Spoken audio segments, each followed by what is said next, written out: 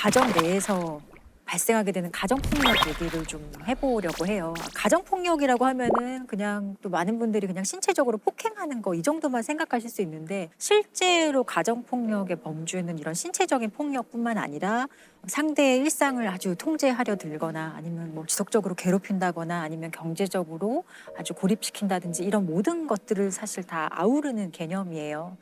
근데 이 가정폭력 중에 가장 이제 잔혹하고 이제 안타까운 경우가 살인까지 이제 이르렀을 때가 이제 가장 문제가 되죠. 보통 이것을 이렇게 부부 사이는 보통 영촌이라고 많이 얘기를 하잖아요. 예, 촌수가 없고 영촌 살인 이렇게 많이 표현을 합니다. 요즘 이게 좀 문제가 되죠. 사회적인 문제도 있는데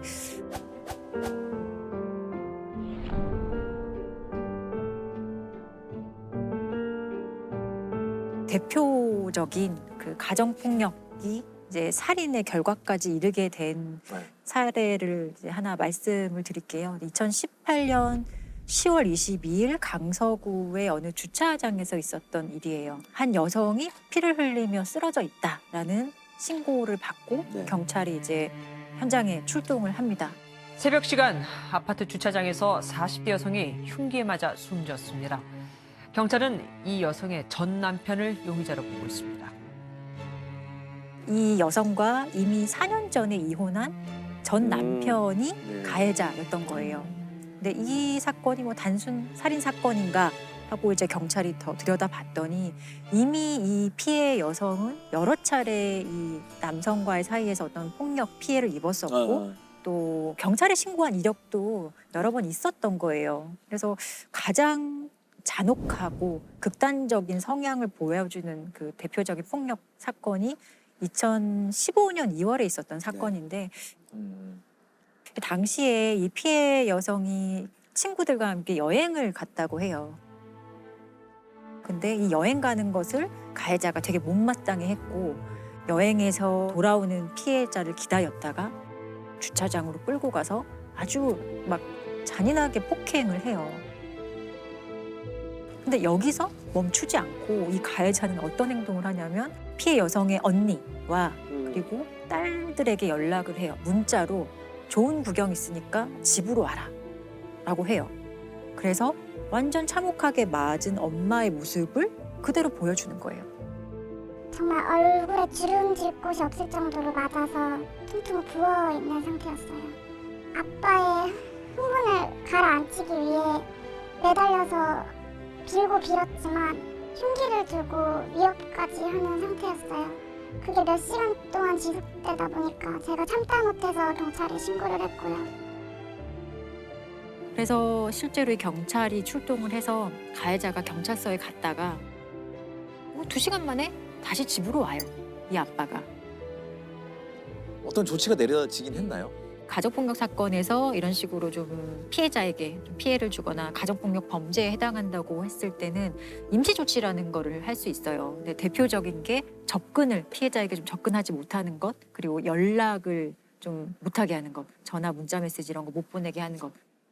이런 조치가 사실 내려지기도 했는데 이 가해자는 이 조치를 어겨봤자 형사처벌 안 된다는 거를 너무 잘 알고 있었어요. 이 사람의 직업이 교도관이었다고 하거든요. 교도관이에요. 교도관인데 자기가 교도관인 걸 가족에게 상당히 강조하면서 나는 교도관이고 법률을 너무 잘 알아. 이런 걸로 경찰 가도 큰 일이 되지 않을 거야.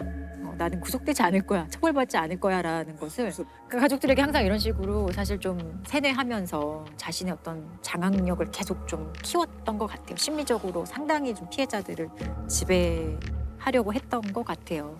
근데 결국은 이혼도 안 하고 그냥 산 건가요? 그래서 이 사건을 계기로 도저히 안 되겠다 생각해서 이 두 사람은 이혼을 하게 돼요.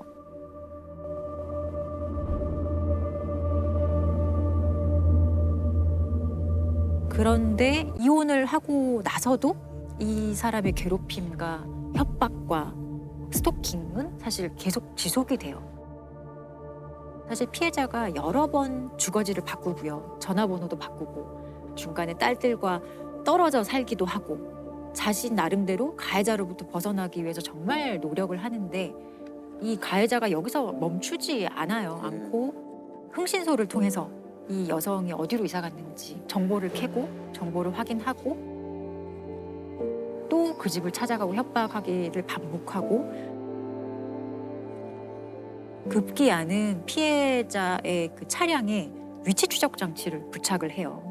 그래서 동선을 완벽하게 파악을 하는 거죠. 그 파악할 정보를 가지고 새벽 한 4시 45분경에 수영장을 가기 위해서 집으로 나온 피해자를 잔혹하게 살해를 한 거죠.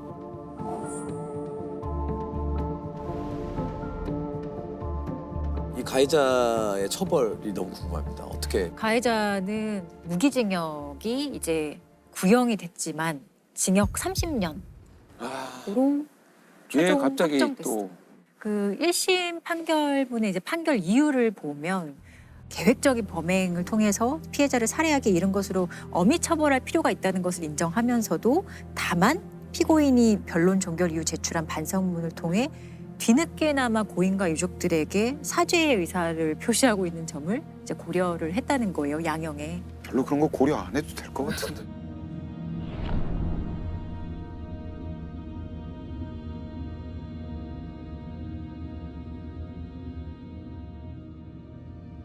이게 기억이 나는 게 딸이 사형을 요구를 하면서 청와대 국민 게시판에 아마 올렸었죠. 그 얘기하니까 기억납니다. 예, 그래서 굉장히 공분을 많이 일으켰고 10월 22일 날 이 사건이 발생했었는데 그 다음 날 딸이 우리 아빠를 사형시켜 달라는 취지로 국민 청원을 올렸어요. 어,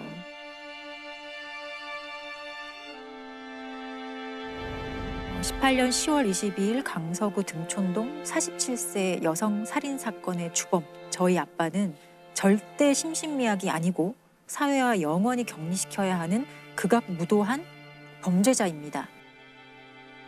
제2, 제3의 피해자가 생기지 않도록 사형을 선고받도록 청원드립니다.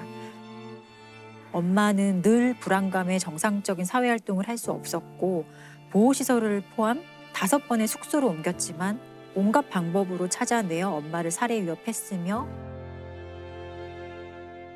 결국 딸이자 엄마는 허망하게 하늘나라로 갔습니다. 피해자인 아빠는 치밀하고 무서운 사람입니다. 엄마를 죽여도 6개월이면 나올 수 있다고 공공연히 말했으며 사랑하는 엄마를 13회 칼로 찔러 우리의 모든 것을 빼앗아 갔습니다. 이런 아빠를 사회와 영원히 격리시키고 또 다른 가족의 피해가 발생하지 않도록 국민 여러분의 많은 동의 부탁드립니다. 이게 굉장히 여러 가지 감정이 섞여 있는 얘기 같아요. 이건 저는 공포도 있다고 봐요. 30년 후라고 공포가 없는 게 아니라는 생각이 들거든요. 읽으면서 굉장히 그때 공감을 했었고 주변 사람들 네. 다 보면서 이건 좀 사형을 좀 시켰으면 좋겠다는 마음이 막 일어났고 딸들은 신상 공개까지 원했다 그래요. 근데 이 사건은 신상 공개가 안 됐어요.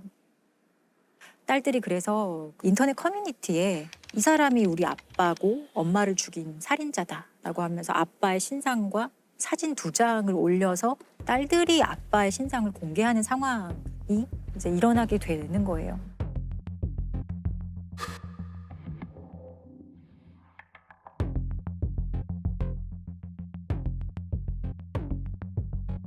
당시에 정말 기억이 나실 정도로 사회적으로 큰 이슈였어요. 그래서 이제 가정폭력 대책이라고 해서 여가부 장관이 답변도 했던 사안이고 개정된 것 중에 가장 대표적인 게 아까 말씀드린 임시조치의 내용 중에 과거에는 어떤 장소를 위주로 설정을 했었거든. 그 장소에서 100m 이내 접근 금지.